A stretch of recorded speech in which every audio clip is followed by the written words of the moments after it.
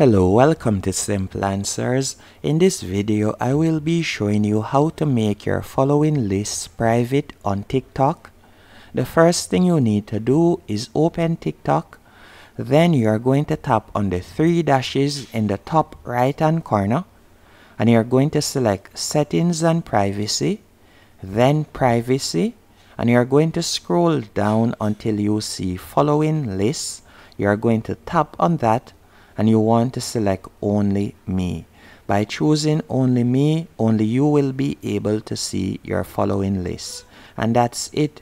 Once you have chosen it, you can simply go back and you will be able to use TikTok just like usual, but you will be the only one that is able to see your following list.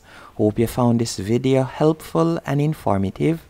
If you did, be sure to hit the like button and subscribe, and thank you for watching.